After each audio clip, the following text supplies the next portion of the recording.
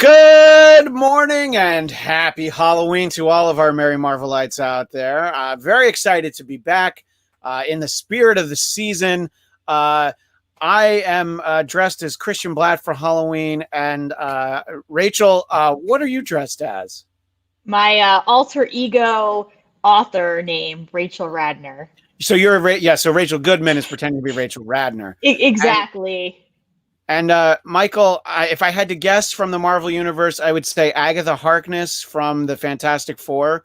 That's the only witch character other than, of course, Wanda Maximoff that came to mind. Great to see you, Michael. Hey, hail Satana. Yeah, see, I mean, it really can be so many things, but it's very exciting that we're here. Now, the three of us have watched, Rachel, I know Rachel and I have finished Helstrom. I know a few of you in the chat have also finished it. Michael has watched a surprising amount of it. So we'll talk about it big picture, and then we'll narrow it down. And then I don't know what there is to spoil, in all honesty, but we'll give you a heads up when we're going to get into spoiler territory. But before we do any of that, I wanted to talk about actual, real, top shelf Marvel news. I'm very excited about this. There's been a lot of talk about this Moon Knight TV series, and it's, I'm so used to rumors being rumors and then not confirmed, but I feel like it's really going to be Oscar Isaac. I mean, they could always pull that back from us, but it's really once the Hollywood Reporter says it, and they did do that for She-Hulk as well, but still, I feel pretty confident. So, Rachel, your thoughts on Oscar Isaac as Moon Knight, and is that a character you're familiar with at all? I am pretty familiar with Moon Knight, but just to speak to, I'm a huge Star Wars fan, so this news was really exciting to see Poe back to see Poe, but now in the MCU. I just think as an actor, Oscar Isaac is just brilliant. I was already looking forward to seeing him in Dune, but just everything I was watching, when they announced this and all the different takes on YouTube, it was hilarious because a lot of people were just kind of speculating that Oscar has played such wildly different characters, including Apocalypse in X-Men. So he's played so many different types of people that I think he's, just for that reason alone, will be perfect as Mark Spector. And I'm excited to see what they're going to do with this. There's the people that they're bringing in. I mean, the people that they're bringing in to actually work on the show, a lot of them have experience writing in either through different, with time travel or multiverse. That seems to be the theme that we're getting with Phase 4, more so than any other phase we've gotten before with Marvel. So I'm really excited to see what they do with Moon Knight, and if this is going to be more of a psychological aspect of what he can do, that he's being messed with by Khonshu, or if this is actually going to be literal. And yeah, I'm really excited to see what they do with it. Oscar, that, they couldn't have picked a better actor to play Mark Spector. I am just stoked. So this trumps the rumor that we had earlier in the year that they wanted Keanu Reeves. You would actually take Poe Dameron over Ted, over Johnny Mnemonic. Yeah, I mean, sorry, John Wicks, but yeah. I like Oscar Isaac, although I'm more of a Llewyn Davis fan. But no, I think that I do think that the surprising thing about Rachel and I, and I'm sure Michael too, we could talk about the Star Wars sequel trilogy for at least an hour. There's a lot of things that you could say about it. I expected that we were actually going to get a lot more Oscar Isaac in those films than we did. So I do like him a lot. Apocalypse is not his fault. I don't hold it against him. Michael, your thoughts on Moon Knight, just in general, and also what do you think about tuning in to see Oscar Isaac every week as Mark Spector Moon Knight? I think it's a misreport. I think Moon Knight is going to actually be Orphan Black. I don't know. So will Oscar Isaac be She-Hulk And Probably. okay, that's you know what that's a hot take, but that's what I like having you on here for, You because heard it here first. yeah, I have been breaking all the stories lately. you definitely think outside the box. I was totally right about Doctor Strange, but whatever. It's true, you were. Am I eager to watch it? This is just like a particular character that I'm just not super knowledgeable about. So I'm kind of going into it like I've gone into Helstrom, but we'll see. Yeah, I think that I mean, obviously we're getting to the point that things are going back into production. Things have been written for a while. I have fairly reliable information that the Hawkeye show wrapped the writing process.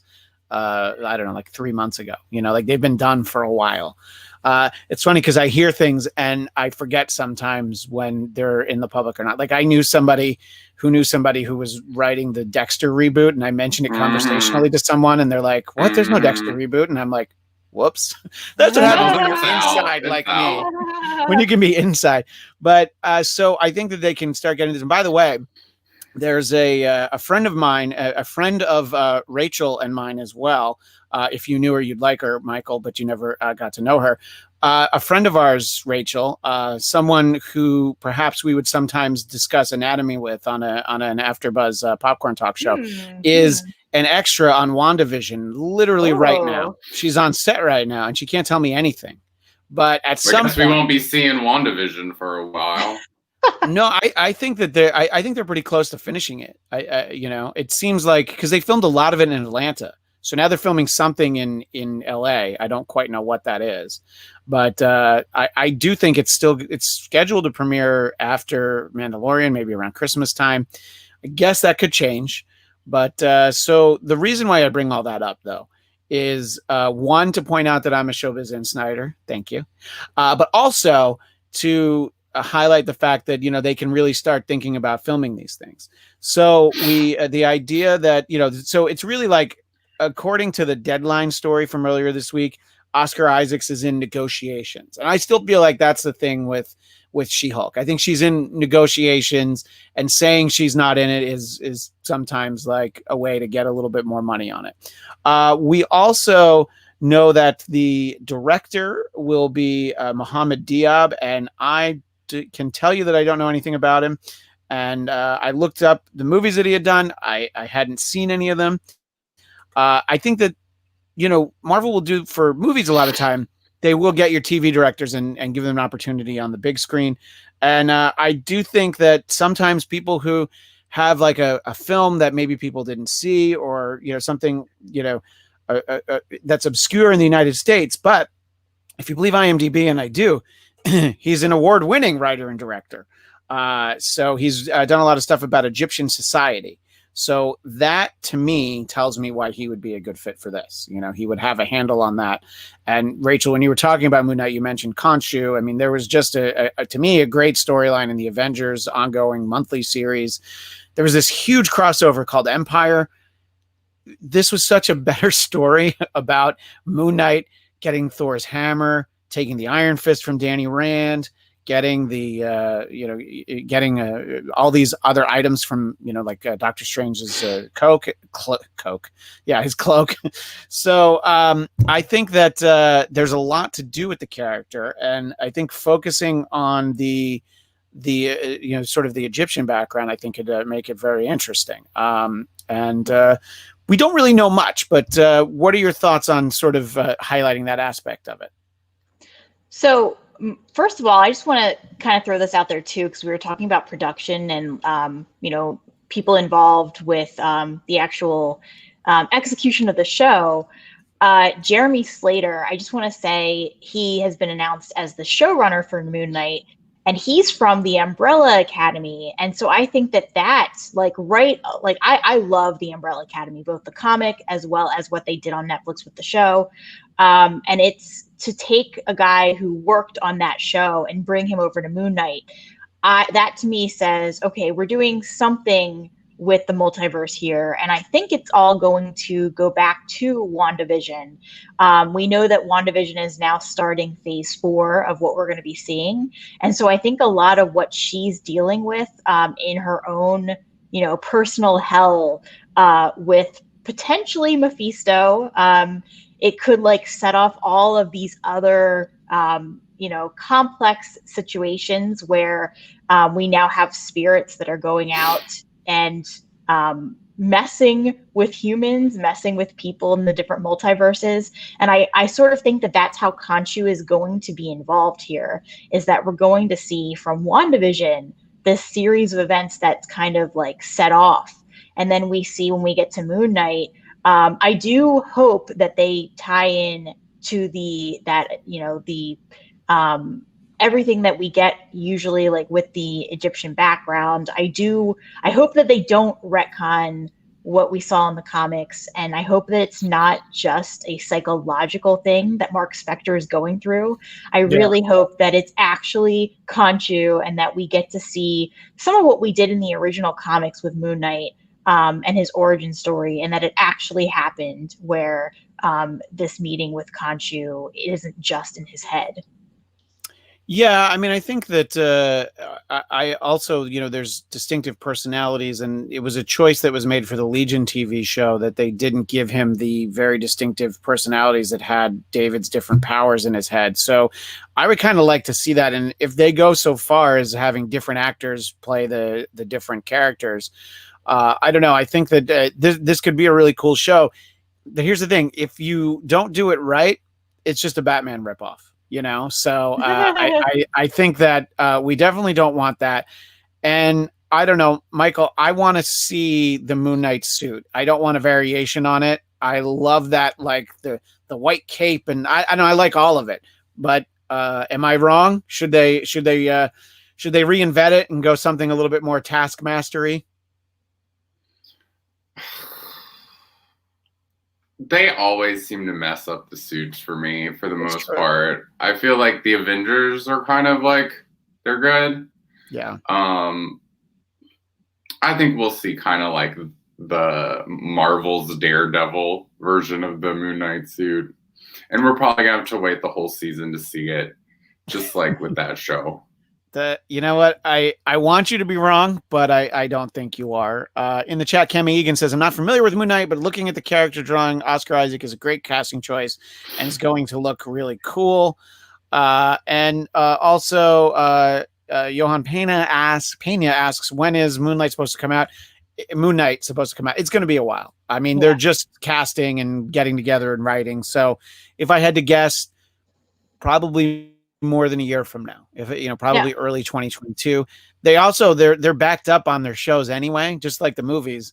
There's no rush on this one. What were you going to say, Rachel? No, I was just going to add to that. I mean, we don't have any kind of specific date, but I do know that Jessica Gao, who is going to be a writer for, who's on She-Hulk, I know that they have, one of the things I keep hearing is that they have the writers, they want to make sure that all the different properties are integrated. And so they have people like Jessica Gao going around, and she's actually been allegedly has been in the writer's room for Moon Knight as well.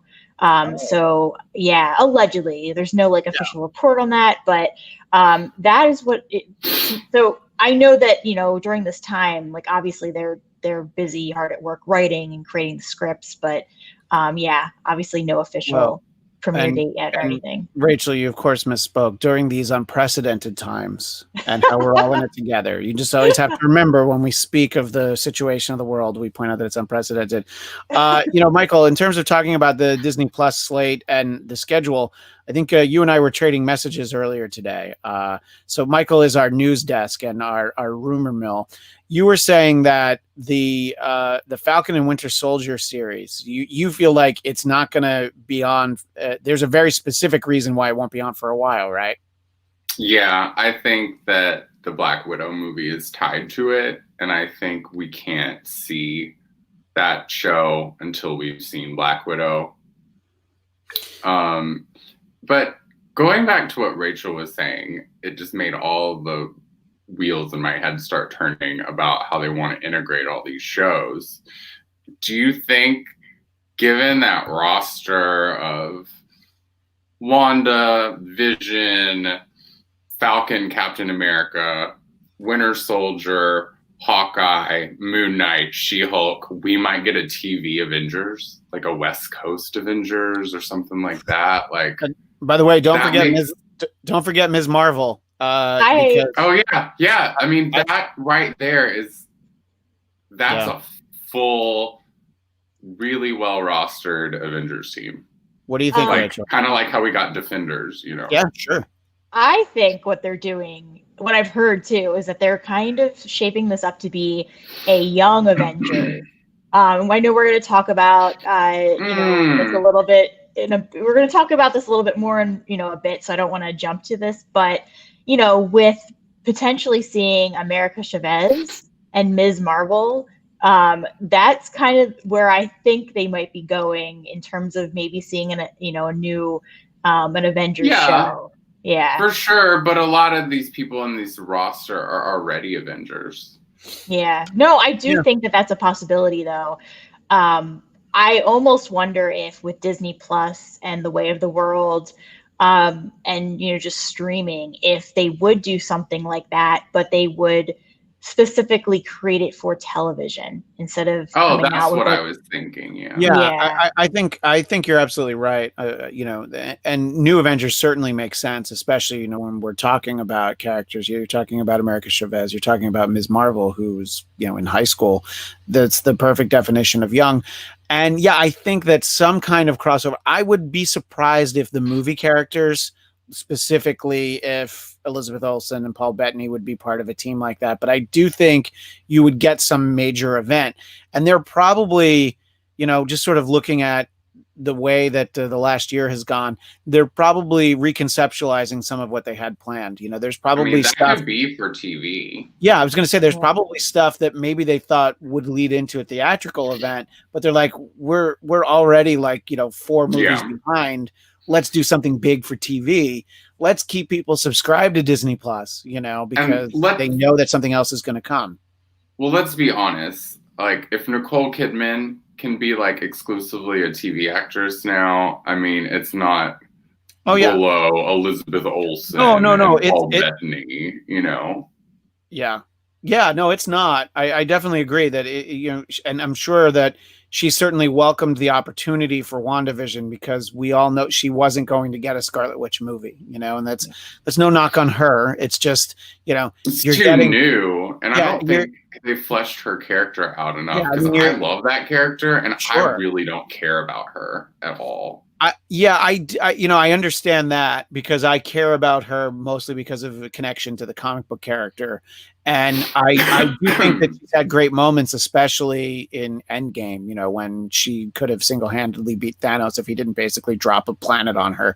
So I do really think we've seen some great stuff from her. And I think that we'll probably finally get to really know her well after the series, after WandaVision.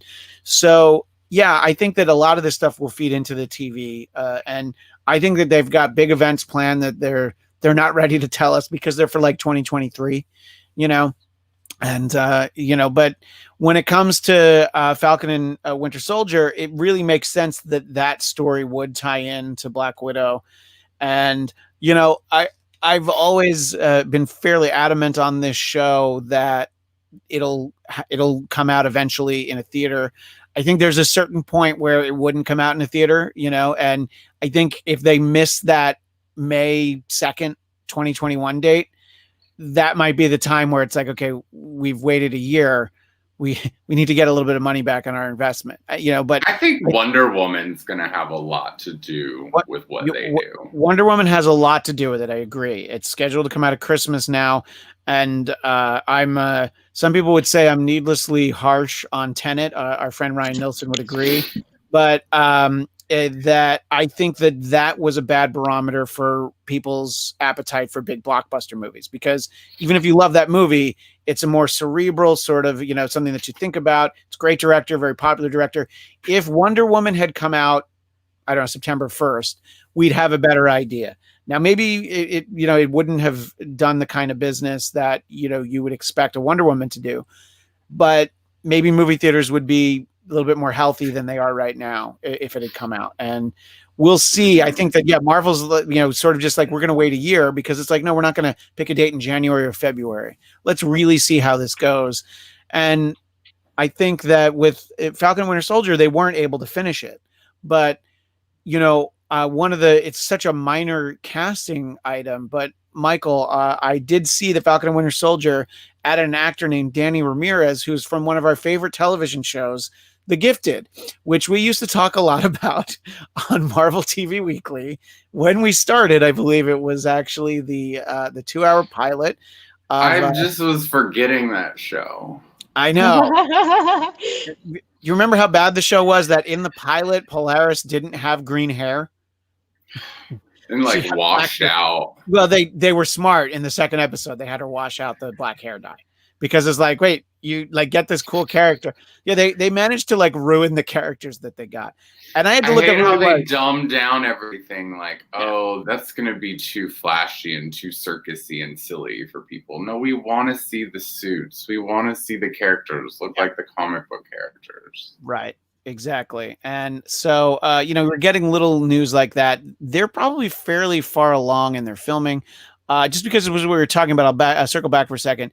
Daniel Drew actually points out that they said yesterday they're adamantly going to release Wonder Woman in December, but also account for rules and regulations. Sure. I mean, I don't know that movie theaters will be open in Los Angeles, but if you want to drive down to the OC, we live somewhere that if we want to go to a drive-in in December, we can.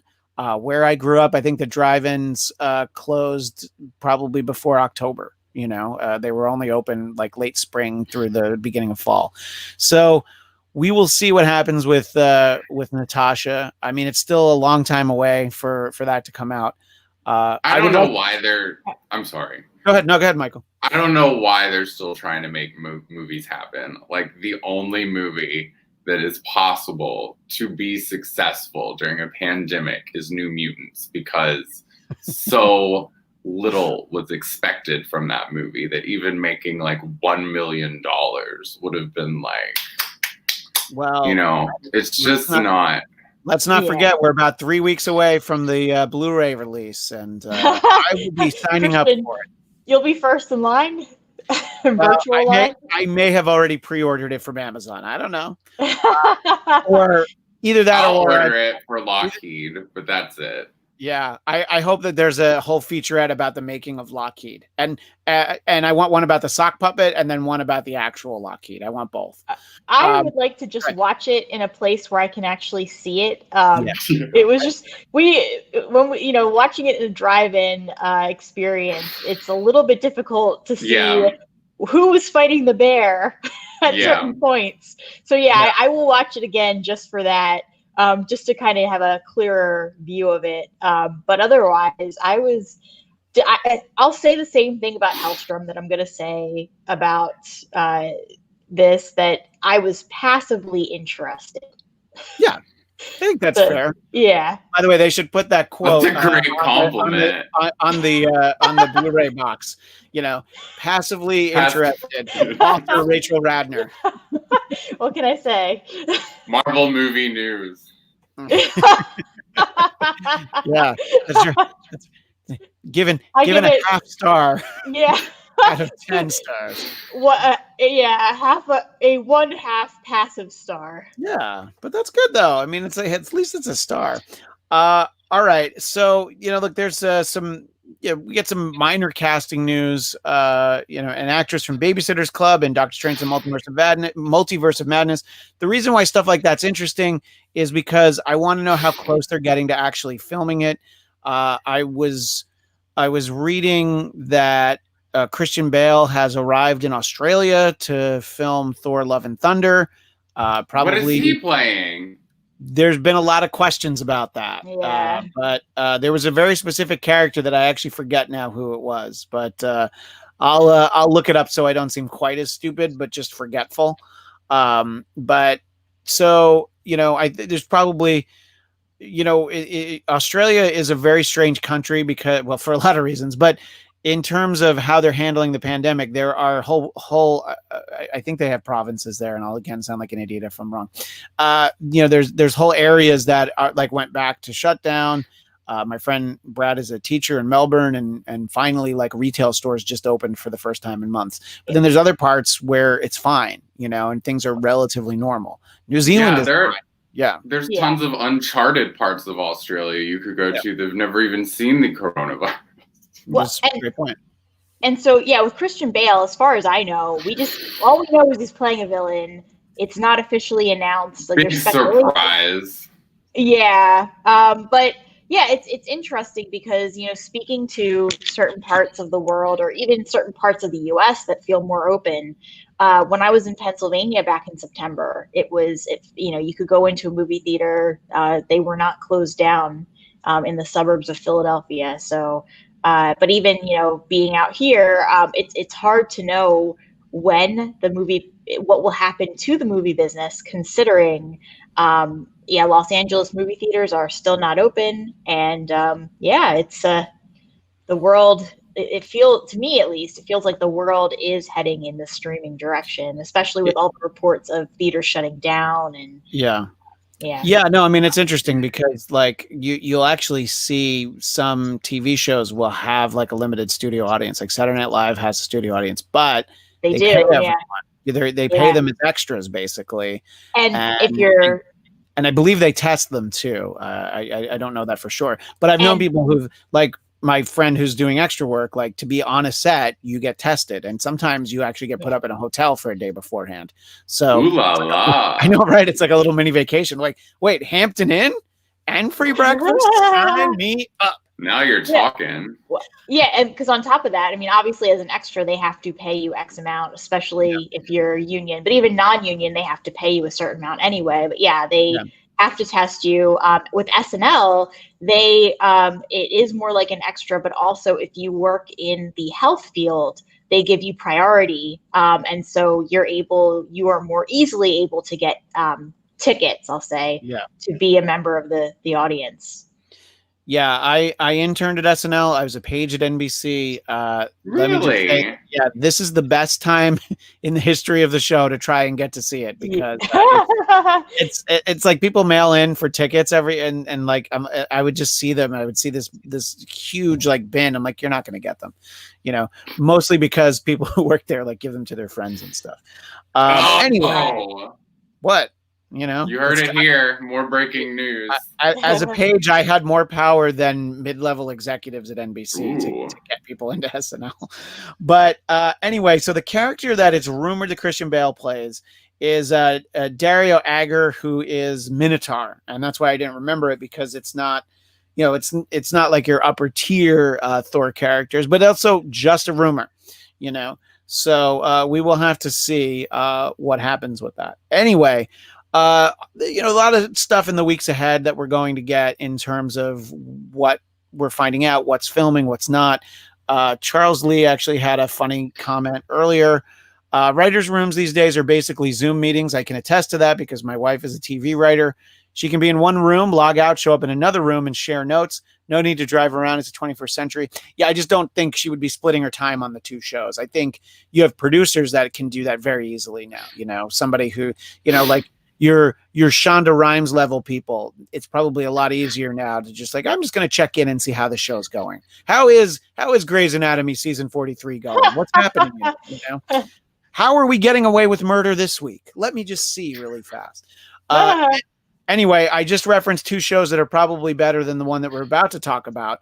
The cloak's coming off. Definitely better, by the way.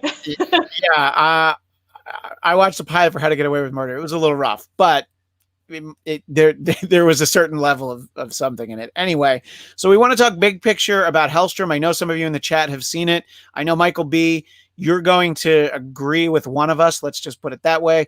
We'll try and find what we liked about it, but we'll definitely talk about what we didn't like about it. But Michael, I want to start with you. Because why me? Of all people, why would you want to start with me? Because I like that you might have a different opinion than some people. And can I start? Let's start small. What was something that you liked about the show? I like Satana, however you say her name. I liked her. I thought the actress did a good job for what she was given to work with. So that's Anna. Yeah. Yeah, and that actress's name is Sydney Lemon. And yes, I have IMDb open because I forgot. I couldn't remember anybody's name except Elizabeth Marvel because she has the perfect name to be in a Marvel show. I like the intro song and title card. The music selection was actually really cool. That they had that song and some of the end credit music. What were you going to say, Rachel? No, just that I think what I loved about the music, just going off of that, was I do love the intro. I also love the different selections that they had of music that they were kind of just bringing in and playing over. I was definitely utilizing Shazam. I was like, okay, yeah, I want to save this song. They had a great Leslie Gore song at the end of either 8 or 9, I forget, which I was kind of impressed with. Yeah, it's definitely a show where I was always inclined to, it can start the next episode. I'm like, no, but I want to watch the credits because I'm enjoying hearing this song, Yeah, or like Dionne Warwick. They had one of her songs on there. So there's some stuff. Yeah, I did think that Anna, I liked the character from when we met her, and she was, I would say, fairly consistent throughout, which might not be the case for other characters in the show. But they dressed her well too, to go with kind of the vibe she was putting out. Yeah, I think that her and her partner Chris were incredibly well dressed. Some of the best dressed characters in Marvel television history, I would say. Chris? The guy who's her assistant in her like antique right, yeah. All right, but then big picture, Michael, tell us what you really thought. I'm waiting. God. So like once I was at episode 8, I was like, I wonder what all the other critics are thinking about this. So I looked on Wikipedia and literally it was everything I complained about. Like boring color palette. Like, oh my God, did they even did they have a set decorator like at all? Or did they do like that God, what's that awful thing that like those fancy directors do? They make those movies where it's just with like found objects and stuff. Oh, wow, Harmony Korine and like all those avant-garde artists. I don't know. I got real sick of Elizabeth Marvel. I just didn't want to look at like her ugly face anymore. Like, I mean, when they had her looking like the mom, she was fine, but it's like she looks like I look when I wake up in the morning, and I don't want to stare at that like on TV, like over and over, and that half like mutilated corpse that she was dragging around. Like, I was really over that. It was just, I don't know. I think that the guy who played Damon should get like a Razzie for like worst actor ever. His name is Tom Austin. Austen is the name of the actor who played Damon. It felt like this like awful mixture of like Fox's like The Exorcist meets A&E's Damien. Like everyone was saying the acting on of the critics were like, you'd see better acting on the CW. Like, it was just. Well, can I steal a joke from Chris Rock? You'll see better acting and fast acting to acting. No, too bad we don't have like a drummer. Yeah. Don't hold back, Michael. Oh yeah. Yeah, your bell. I forget about your bell. Let's see, what else did I hate about the show? I mean, it was just, I mean, I have not seen the last episode. It's going to be fine. From what you have told me, that's going to just make it all even worse and more. It doesn't tie it up in a nice, neat way. Rachel, give us your overall thoughts. And I am keeping an eye on the clock. I know Rachel has to go to work. So give us overall thoughts on the show. But we can, during this part of the conversation, we are going to talk about the way the season ends. I feel like we're actually doing people a service by talking about the way it ends.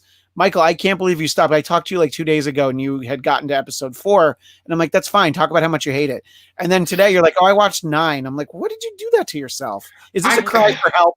I don't like to talk about stuff I don't know about. And I tried to get out of this show, but you I bullied lovingly nudged me and to be like, your opinion matters. Yeah. Here's my problem with it. And I agree with a lot of what Michael said in terms of it was a boring color palette. To me, the acting was meh at best. I don't know that I would say it was terrible, but it didn't impress me. What I think I did not like, what bothered me the most was plot. They just used a lot of horror tropes that have been done so many times. It was predictable.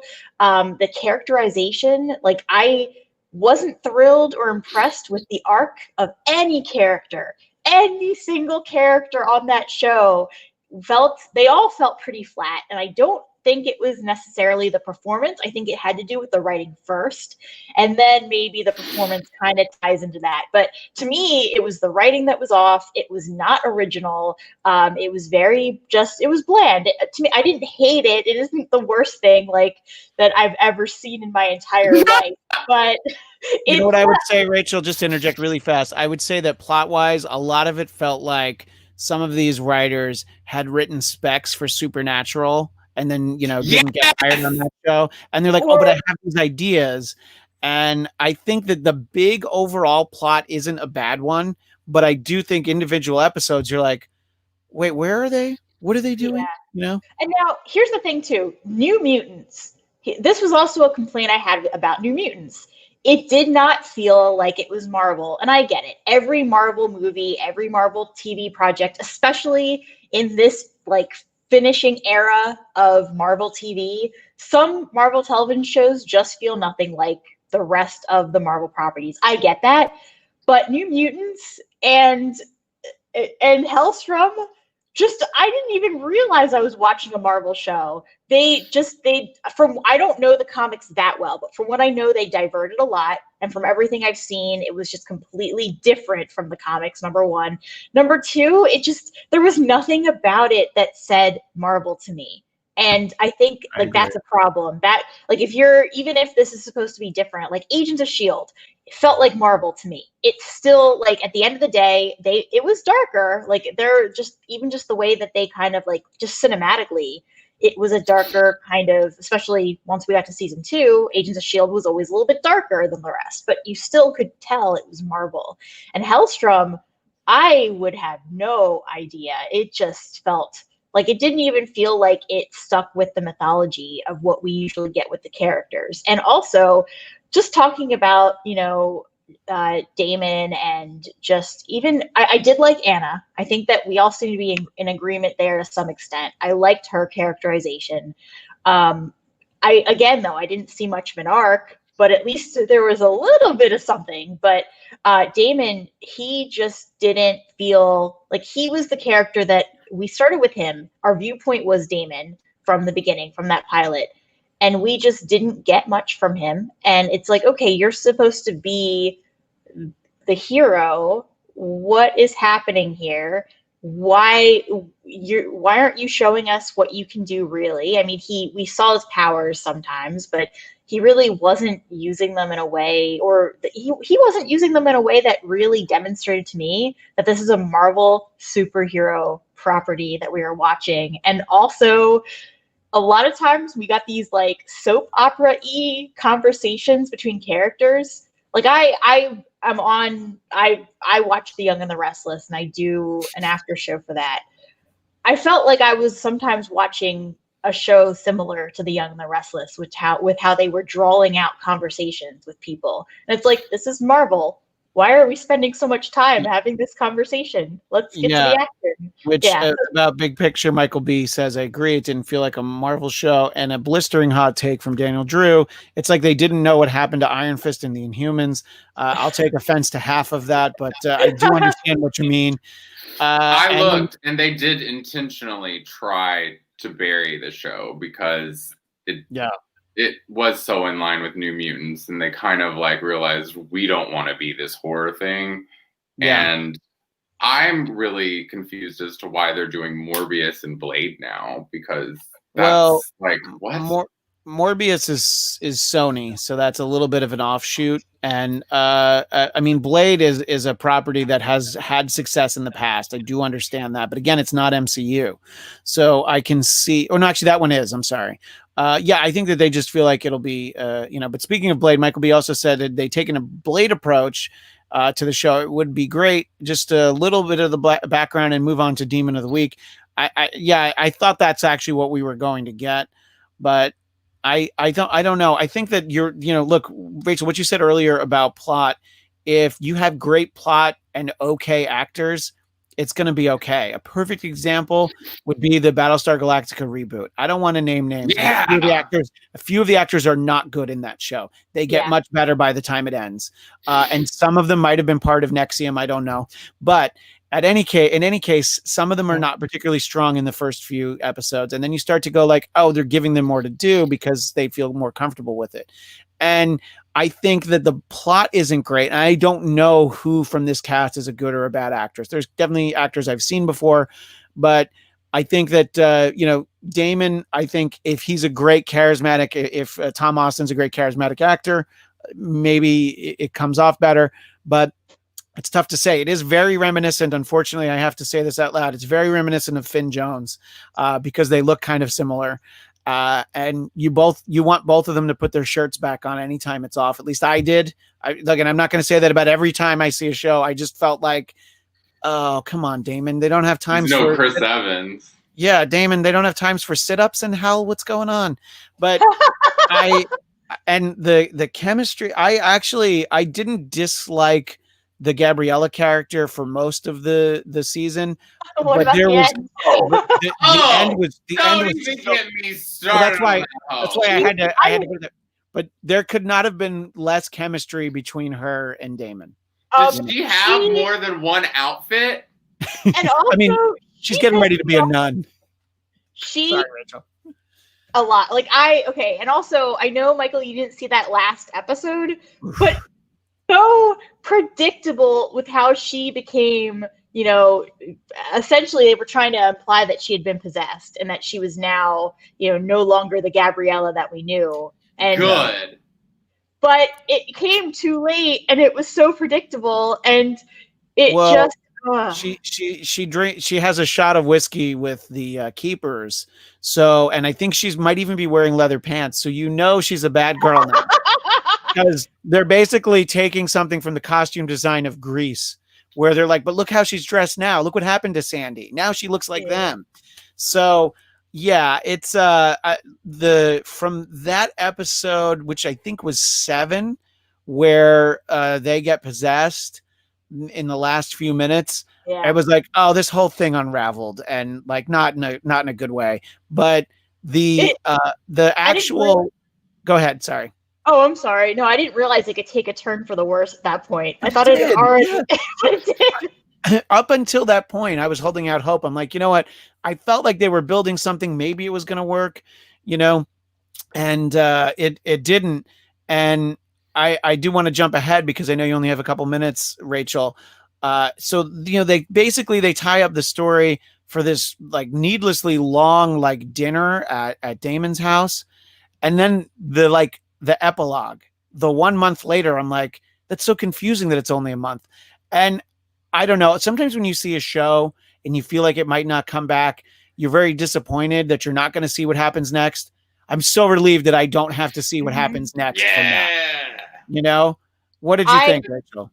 Yeah, I'm in agreement with you. That it's a testament to how poorly executed these characters were. That when I got to episode 10 and I saw Gabriella as like the new bad and didn't care that we're not going to see it resolved. Didn't care that we don't really get a clear answer to everything, and that we don't know about Lily and what's the deal with Lily. No, I don't really care. Like, I'm glad that this is over, and great. But Ghost 8386, I enjoyed it. Helstrom, loved all the nods to the comics, and I'm not that familiar with the comics, so that is lost on me. 8.9 or 9 out of 10. He's not part of the biased, bougie, and nitpicky faction of Marvel fans, which, by the way, he's saying he's not. He's you know what he's saying? He's saying I hate Michael Shirley at I hate Michael Shirley. No, but Ghost, I definitely understand that. And look, that's how I felt about Iron Fist. And to some extent, I graded Inhumans on a curve because I like the characters. No, it was not particularly good. And I do think some of those actors could have done better work with better characters. Case in point, Anson Mount as Black Bolt. He was so great on Star Trek Discovery as Captain Pike. And on Inhumans, he can't even talk, you know? Well, and I mean, but I'm the same way with Agents of S.H.I.E.L.D. A lot of people that first season, they're like, oh no, this is terrible. But no, like I just genuinely love Agents of S.H.I.E.L.D. till the end. And yeah. But so I get it. Everyone, it's very subjective. There are probably people out there who love Helstrom. I am not one of those people. I think it should have been literally like a 2-hour made-for-TV movie, like Man-Thing. or perhaps the Generation X pilot from the 90s. That deserves way more than this show. You know, I'm inclined to agree, actually, that they could have done more with it. I thought that the mythology was interesting. I thought that they definitely built an interesting world. It wasn't like I wasn't captivated by it. I wasn't fascinated by it. If we didn't do this show, I definitely wouldn't have finished it already. You know, I probably would have fallen off and never gone back. And I know Michael wouldn't have ever watched the last 5 episodes that he watched. So I think that it's definitely a bit of a misfire. And I think that Marvel let it go through instead of, you know, we talked about how Ghost Rider, they decided to not do that show. I think they have bigger plans for Ghost Rider. This, they were like, we've already put some money into it. Hulu's got it. They've developed it. Sure. But as we pointed out, they sure took the word Marvel out of all the press and marketing for this. It doesn't feel like a Marvel show. This character doesn't need to feel as grounded in like the MCU, even in the way that like a show like Runaways or Cloak and Dagger were. You know, they didn't feel as much a part of it, but this can just operate on its own. I do think the color palette looks so bad because when you film in Vancouver in the winter and you want it to be Portland, it really closes a lot of avenues for you. Rachel, I know you need to go, but I want to make sure that I give you an opportunity for any final thoughts here. And Michael and I will wrap it up after just a couple more minutes. Just final thought. I just want to say I'm excited to see this new phase of Marvel TV. I do think there were some hits and misses just in general. Even going back, like one of the complaints I read about the Marvel TV on Netflix, like Daredevil, Jessica Jones, while people loved a lot of those shows, one of the complaints was that a lot of them you had to see everything to understand what was going on. And so I feel like they're going to carry that into what we see next, in phase 4 with what they're doing with WandaVision, and maybe they'll all be integrated, but still, standalones in the sense where, you won't need to see a lot of the other shows to kind of understand what's going on. So yeah, final thought is just that, well, this is an interesting send off for that, the older phase of Marvel TV. And I am not that sad to see this show gone. Yeah, because MODOK is animated, so it's a totally different feel. I don't look at it the same way. I was thinking about how we still have that coming. But yeah, this is definitely turning a page that, look, it's definitely going to be mentioned in the same sentence with Iron Fist and especially Inhumans. So it's okay. I get it. And I didn't hate it, but I sure didn't particularly like it. I think that early on in the season, I was interested in reading more of the character from the comics, and the later episodes discouraged me from doing that. I think I still will because I am kind of interested, but it made me like, oh, I need a break from Damon and his family. Rachel, before you run off, where can people keep in touch with you, and where would they go if they want to have any interesting weekend reading? So you can find me on Twitter at either Rach Goodman or at Rachel Radner. I'm also on Instagram at Rachel Radner Author. And if you are interested in romance novels, I should specify that's the genre I write under my current pen name. You can find my books on Amazon under the name Rachel Radner. Yes, and if you want to read chemistry that is leaps and bounds beyond what Damon and Gabriella had, read some of Rachel's books. Oh, thank you. Yeah, but if you're the stan for that couple and you ship them, just rewatch Helstrom. You'll never see anything like it again. Absolutely. Anyway, thank you, Rachel. We'll talk to you again next week. And Michael, as we start to wind things down, were there moments where you were watching where you were like, oh, this actually should have been good if they adjusted like a character or a situation? Or did you feel like the whole thing just kind of, as you went along, it just kept like, because I felt the last really 2.5 episodes really unraveled. Did you feel that basically from throughout the course of the whole season? I was having a real big problem with, because of the set looking the same all the time, just kind of like finding myself looking at my phone, and then like I'm looking at the TV, I'm like rewinding a bunch because it's just so boring. Like there's very little action at all. Like what do we see? Damon maybe uses, well, like I said, I haven't seen the last episode, but maybe see him uses powers on one hand. How many times you can count? Yeah, you don't see that much more of it. It's just I don't know. There's actually some really cool like fire effects in the final episode, but it's true you don't get a lot of it. Let's see, where did this go? Okay, I just didn't really. No, there was never really a time when I thought this could be better if. Yeah, Michael B talks about how there's a conversation in the chat about grounding the show into reality, making it a little bit less fantastical. That's cool when you do it a little bit, but give me the magic, give me the action, give us the comic book. I do agree. I definitely feel like if it had been sort of on a little bit of a higher plane, but they were going for like a grittier thing. You know, when they have them swear in Marvel shows, you're always like, so, but I know they did that in the Netflix ones, but still, go ahead. You can have properties that are kind of grounded, like Daredevil. I feel like for the most part, there's not really much supernatural stuff going on, like at all. You know, you don't really see people with, in Jessica Jones, you have the Purple Man, which is kind of supernatural. Yeah, but they definitely grounded that character, made it much more realistic. So, I mean, yeah, I think you can do it. I just think you got to put some money into it and a lot of money into writers to make the people fall in love with the characters. Kemi Egan says, I want to watch Helstrom now just to see how bad it is. Based on your reviews, I could always use a laugh. Look, I think that it. Oh, if you want to laugh, first scene. There's bad. I didn't think it was that level of bad. I actually liked the first episode. I liked Damon at first, and I think that I was okay with him. Then it kind of loses me. And Ghost, I love that you like the show. What I always say, whenever there's something I didn't like, I wish I had liked it more. And I didn't hate it. I don't think it was the worst thing I've ever seen. I just feel like there was a potential for a better show that I would have liked more. But it wasn't. There's a level where, like, I think if I disliked it as much as Michael did, nobody could have talked me into watching more of them. But what do I know?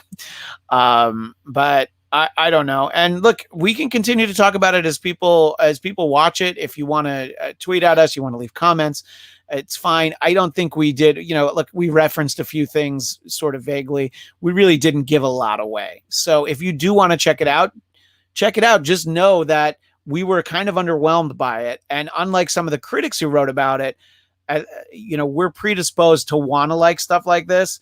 And it just didn't really speak to us. I think if it's somehow like in some alternate reality, it did come back for a second season, I would feel like I could watch it, but I don't see any scenario where it comes back. And the way it ends, I'm not that interested in it. But I think it's fine, that they took it's a swing and a miss, but at least it's a swing, so I don't know. I can't think of that much more else to say. We're sort of belaboring the same point. As people watch it, definitely you can talk to us in the comments or on social media.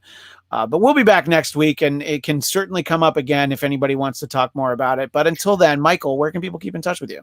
You can find me on Twitter at Michael X Shirley. and on Instagram at I Hate Michael Shirley. And I forgot to do this. Sorry, I was. That's okay. Michael X Shirley. I know it's. We skipped last week, so I'm a little rusty. You can find me on Twitter and Instagram at Christian DMZ. And if you're enjoying the show, subscribe to the Blackcast YouTube channel. You will find shows about Star Trek Discovery, and I think Rachel and I are going to do something for The Mandalorian.